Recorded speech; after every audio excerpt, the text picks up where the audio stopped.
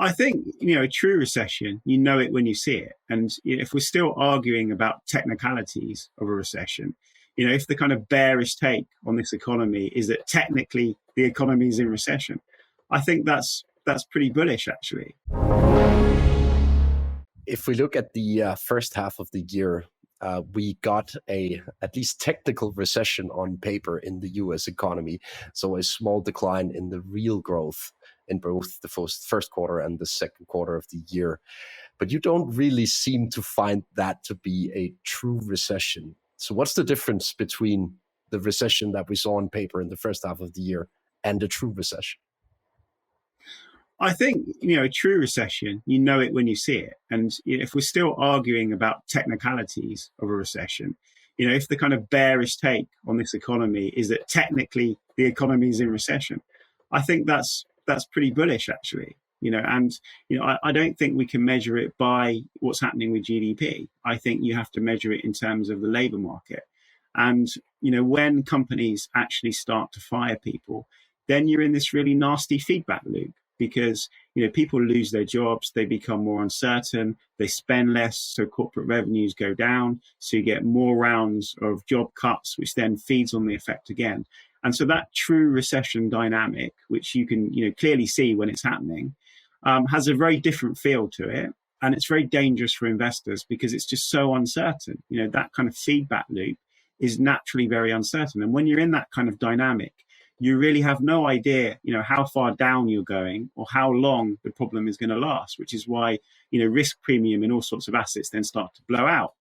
I just don't think, we're seeing that. And because we have these very severe labor shortages, particularly in the US and the UK, but also in other countries, I just think companies will be very reluctant to fire people. And so, the NBR, who are the kind of true guardians of defining US recessions, they pretend there's this huge science to it. But actually, you just look at employment. And when employment goes down, then the NBR always calls a recession. And, as I said, there's very good reason for that, because a recession that involves the labor market is very different to one that doesn't. A lot of macro pundits have tended to blame politicians for the inflation mess that we're currently in, the fiscal response to the COVID pandemic, and the direct transfers to each and every household in the US as a few examples.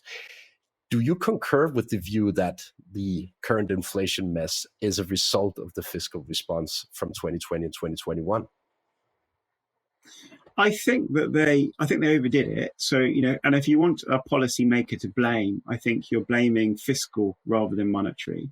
I think the central banks were very effective at the early stages of this crisis when they effectively broke the feedback loop between financial markets and the real economy. So we were seeing these big declines in equity markets. We were seeing this dysfunction in credit markets. We were seeing a kind of run on the shadow banking system, and we were getting the start of a very severe credit crisis. We were getting a big appreciation in the dollar, which was compounding all of these dollar shortages in the global economy. We were on the brink of a very nasty financial crisis, and central banks effectively stopped that process by breaking those feedback loops. And then it was fiscal policy that came in and basically protected everybody's incomes, and did a very good job of preventing what might have become a very serious recession or a depression. Did they overdo it? I think almost certainly they overdid it. I don't think we can really debate that at this point.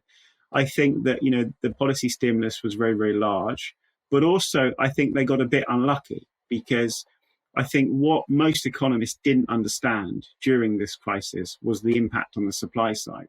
So it wasn't, they looked at it just as a kind of demand shock, a kind of 2008 demand shock. And actually, it wasn't just about the demand side, it was about the supply side. And I think that economists overall, and particularly policymakers, didn't understand what stimulating an economy in a pandemic would have, the effect that would have on inflation. And I think if we hadn't have had, the big problems in supply sides, I think we would have had some inflation, but it wouldn't look anywhere near as bad as it looks right now. And certainly, I think there's a case that they overdid it, but you can kind of understand why they overdid it. And I do think there's a difference between the US and the rest of the world. So, the US approach of basically just sending out stimulus checks to everybody always seemed a bit bizarre. There were a lot of people that were working from home. They weren't commuting. They didn't need to spend. They didn't need to spend out of their income in the same way, and yet the government was sending them these huge stimulus checks, which they just then pumped into the economy. In Europe and the UK, where we had these kind of job furlough schemes, it was a very different type of dynamic because it was much more targeted on the people that actually needed the fiscal stimulus. And it included a haircut. So if you think about those furlough schemes, they basically gave everybody a 20% haircut on their wages.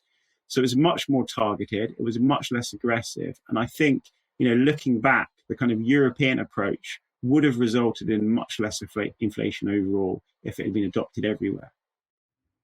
So it seems as if you kind of hint that we addressed a partly supply-driven issue with measures fit for a demand crisis in the US at least.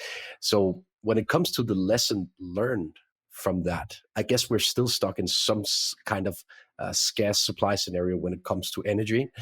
There is a risk of continued energy inflation into next year. Do you think we've learned anything from the COVID pandemic when it comes to the response to that? It's difficult to take lessons. I think we've learned that policy is extremely powerful. The fact that we had the biggest shock to the global economy in 300 years, and we prevented that turning into a very serious recession, I think that shows you how powerful policy can be.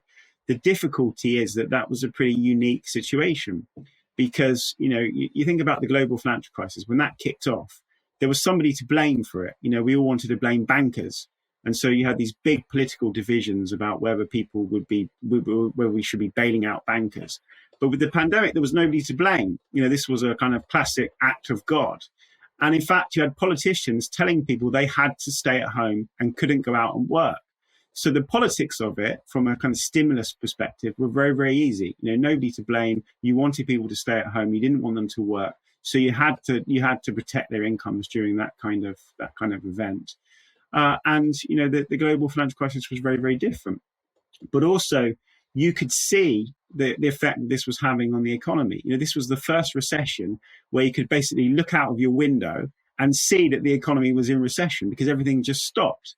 The global financial crisis, well into that recession, people were still arguing about whether there was going to be a recession or not. So, it's very difficult to assume that because of what happened in 2020, we can basically just end the business cycle now. Policy can always come in and prevent any kind of crisis because that was a pretty unique set of circumstances, and it's going to be very difficult to repeat those kinds of circumstances in the future. When we look at the potential policy response to a winter of very high energy bills across the globe, would you then consider it likely that the targeted measures, the direct transfers, will become sort of a more permanent part of the toolkit when it comes to the fiscal response to the current inflation pressure? Yeah, I think we've learned that these policymakers, particularly politicians, have a natural kind of bias towards throwing more stimulus at a problem. And we knew this, we knew this in the 70s and 80s, and it was something that we forgot. The fact that you have this kind of cost of living crisis, you have a high inflation problem, the natural response of politicians everywhere has just been to throw money at it. And, we've seen governments capping energy prices. We've seen them sending out direct transfers to people. So clearly, there is this kind of inherent bias in policy. I think that's probably something that's going to continue. It's kind of a lesson of where MMT went wrong, because MMT argued that there would always be this ability to tighten fiscal policy if you ran into an inflation problem. And actually, we've seen politicians dealing with this in a very different way, and they clearly have this kind of inherent inflation bias. And you contrast that to what's happening in central banks. And the Bank of England is the extreme example of this. Because the Bank of England is basically saying there is this massive shock to people's real incomes. We're all going to be poorer because of this. And you guys have to just accept that. And if you don't accept it, if you try to resist it by demanding bigger wage increases, we're going to have to push the economy into recession. And so there's a very different approach from fiscal and monetary policy to any sort of inflation problem. And I think that's telling us something about that kind of inherent bias in policy. But I think you're right. I don't think that we can go back to austerity. I think the fiscal regime has changed. I just can't imagine that, we're going to go back to a decade of fiscal policy being very tight. There are big things that we're going to have to spend on over the next decade: inequality, infrastructure spending, climate change, defense spending. The fiscal regime has changed, I think. If we look at the potential fiscal response this winter in Europe, I would like to point the needle towards France, because it's a very good example of a country with a big issue when it comes to the electricity bill. The forward pricing of electricity in France peaks at above 2,000 euros per megawatt hour for the peak load in December 2022. And I think that's around 1,000%, maybe even 1,500% above usual levels for the price of a megawatt hour. In France, there is a legislation in place capping the yearly increase in the electricity bill, I think at 4%. So let's assume that the French government will have to take this entire bill and protect the households. Will that lead to sort of a new vicious cycle of expansionary fiscal policy? I don't think so. I think that actually, this is, it depends where the problem is coming from. So if this is a supply side problem, and in Europe, this clearly is a supply side problem. We have the war in Ukraine. We've had a massive energy shock that comes from that. It's a squeeze on people's real incomes, but it's a sort of temporary squeeze on real incomes. So if energy prices stabilize or eventually goes down, real incomes are going to rebound quite quickly. So I think there is a case for governments actually providing a kind of short-term stimulus to those people that need it. And it doesn't need to become inflationary. It doesn't need to fuel demand. The issue is when governments use this as a kind of broader inflation measure. So you take the US, where you've got a much clearer case of an economy that is overheating and demand is too strong. And it isn't just energy prices that are causing the inflation. If the US government was to try to help people in the same way by, again, sending money out to people, I think that would cause overheating demand to become even worse. We hope you enjoyed the video. At Real Vision, we help you understand the complex world of finance, business, and the global economy with in-depth analysis from real experts. Join the revolution at realvision.com.